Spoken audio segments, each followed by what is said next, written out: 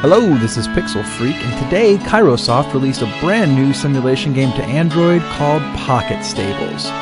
So this one hasn't come out yet on iOS, it's Android first, and before anybody kind of freaks out and says, wait a minute, a simulation game about breeding horses? Super lame. You might want to take a seat because this review is about to get weird. So the game starts and you name your brand new ranch. Mine was Pony Park because that sounded extremely masculine.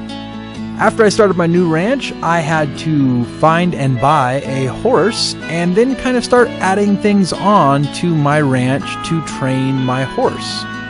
Races are then offered to you kind of in an order. You have to race A to get to race B, and then race B to get to race C, and as you configure, the races get harder and harder as you go, but they also are worth a lot more money. So you would think in a horse breeding simulation game that would kind of be it. You just buy horses, put them in a stable, hire jockeys, or you can actually staff jockeys as well, and then you race the races and that's it. Well, no, Kairosoft games are never, ever that simple. So your ranch is also a theme park in sorts. People actually come in tour buses and they stop and pay to go in and use the facilities of your ranch and check out your horses.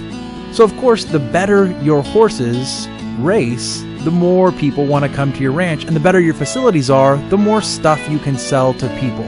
This is pretty much in line with what you see in all of Kairosoft's other games. As a matter of fact, the way the facilities were shaped in this game was very similar to Dungeon Village, where you want to increase the effectiveness through items of your facilities, and then as they get better, their price goes up, their appeal goes up, their quality goes up. You're also given facilities that you can train your horses at. So your various statistics in the horse, the dexterity, the stamina, and the speed, all increase as your horse just kind of automatically runs on these different training facilities. You can also do special training if you'd like to, and that does cost you additional money, and it does increase the fatigue of the horse, but it allows you to gain points in your horse really fast. And you're going to need to do that. You're also going to need to race often, because horses in the game are a commodity.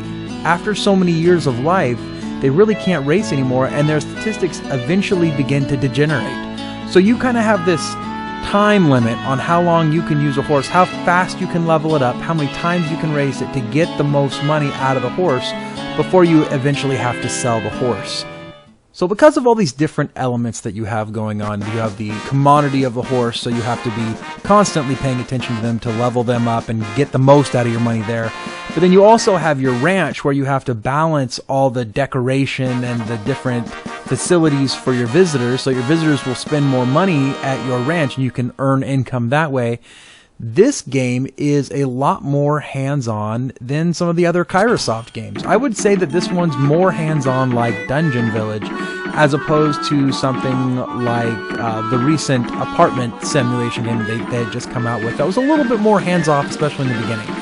This game has been pretty hands-on, and I'm about 5 years into it now, so let's say I'm about a quarter of the way through a playthrough, and I'd say this one's been a lot more hands-on in the beginning than a lot of the other ones, which can only mean crazy things for later in the game when I'm imagining I'm going to have to really be hands-on when I'm, harboring 8 different horses and trying to get them all through trainings and get them all through races and managing all my different jockeys, which your jockeys, you can either, as I said earlier, have them on staff, or you can hire them as just a one-off, but they also need training so that they can do different handling and different ways of getting their riding skills up.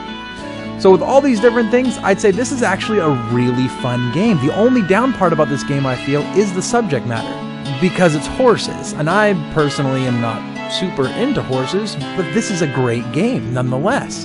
In the ranks of things, where my recommendation would fall on this one is if you haven't played Dungeon Village or Game Dev Story, you need to play those ones first. Those ones are the best ones.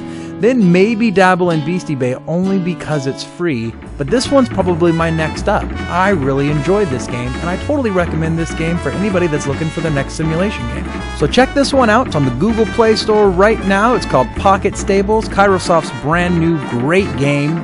Like the video, subscribe to the channel, and until next time, this has been Pixel Freak.